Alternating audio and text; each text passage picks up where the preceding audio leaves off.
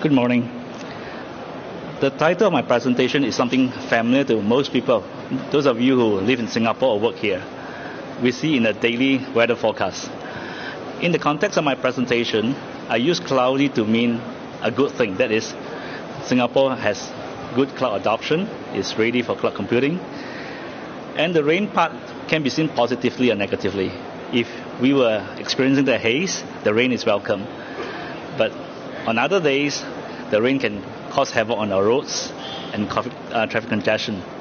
So in this context, I really use the rain to refer to some of the challenges we meet in our journey towards cloud adoption.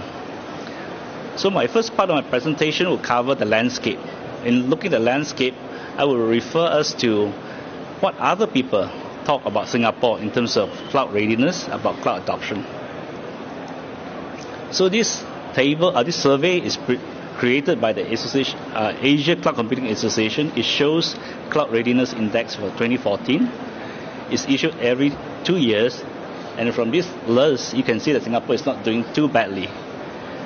The goal of showing you this table and the following tables will show that we are not too badly in terms of readiness. We're not aspiring to be number one. Number one is not the goal, but the thing is, in terms of how we compare with other countries in the region, how ready are we and how is the level of adoption.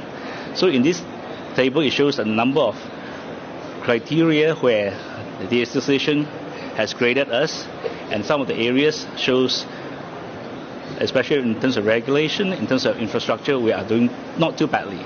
But there are areas that we would have to continue to work on to improve so that we are among the best in the class, what we call the high band group of countries.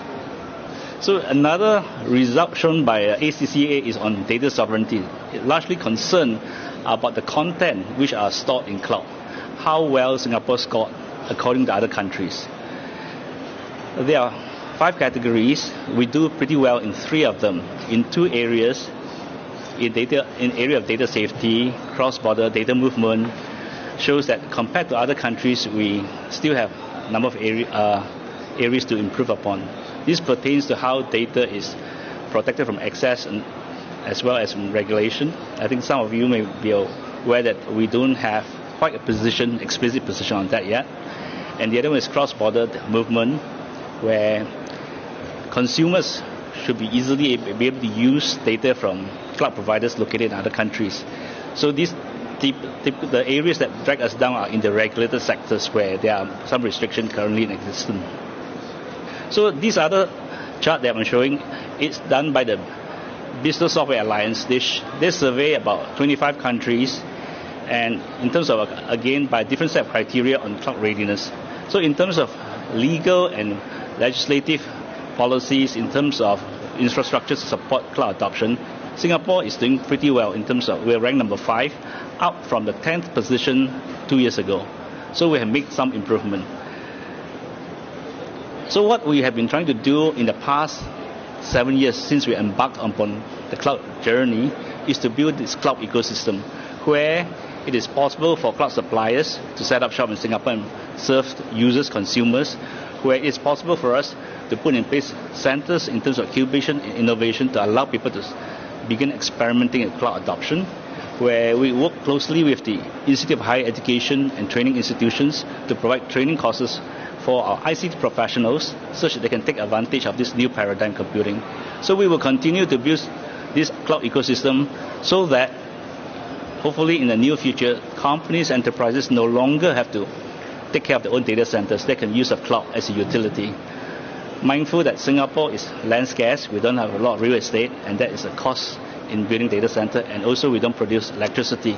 So if there were better use of cloud computing, that means you would have to spend less in terms of powering up your servers and paying for electricity to cool down the servers, which are not well utilized. So that's the goal of the cloud computing offices, to ensure that Singapore becomes competitive through the adoption of cloud computing and to enhance our ITC industry through building this cloud ecosystem. I will elaborate a little bit on what Mr. Kung said this morning in terms of cloud adoption. This is the result of the latest survey that we commissioned in terms of cloud adoption in the region. It shows that Singapore, among the ASEAN countries, doing not too badly. largely because we have high internet penetration, and that helps in the case of cloud adoption in both SaaS and IaaS. So we have moved from 18.5% 2 years ago to about 24.4% this year. So other countries are not too badly if you look at those numbers at the site. So they are catching up over time. And this is about cloud adoption in the region. Again, this is for Asia Pac. Among the countries that were surveyed, it includes Korea, Australia, Japan. So in Asia Pac, Singapore is ranked behind Japan and Australia. We're slightly ahead Korea, but if you look at the growth rate, the growth rate for the other countries are pretty strong. A lot of them in double digit.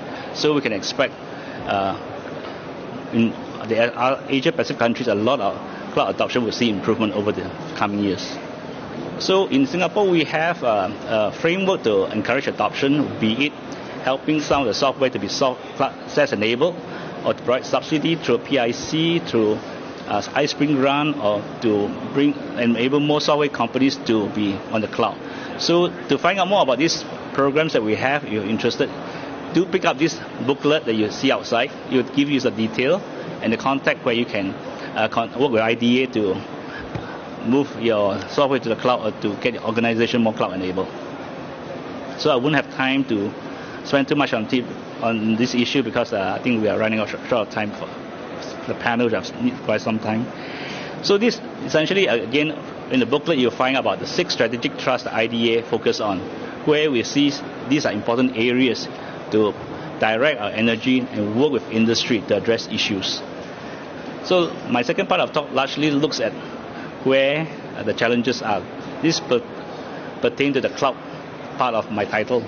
So where there is light rain drizzle, we can do a raincoat and umbrellas, but where it's a large thunderstorm, longer solutions are needed.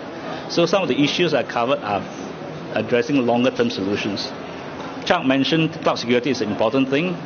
While we try to address cloud security by coming up with a Singapore version of cloud security standards, we think it's a long journey because the solution to addressing cloud security is multi-pronged.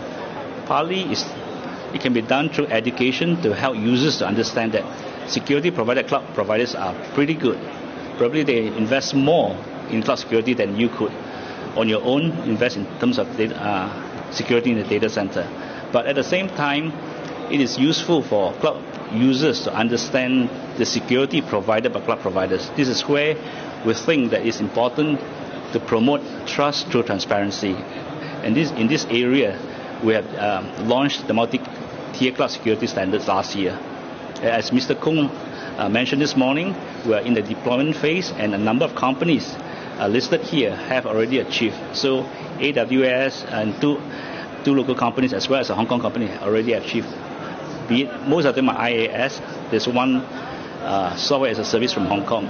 So this is where our focus has been, to encourage more suppliers to be certified so that the users understand which level of security they are at, and in terms of user, understand the definition. Typically, users may not be sophisticated enough to understand the technical jargon, so the security tiers are useful for them. Data protection, I think most of you are aware, has largely been addressed.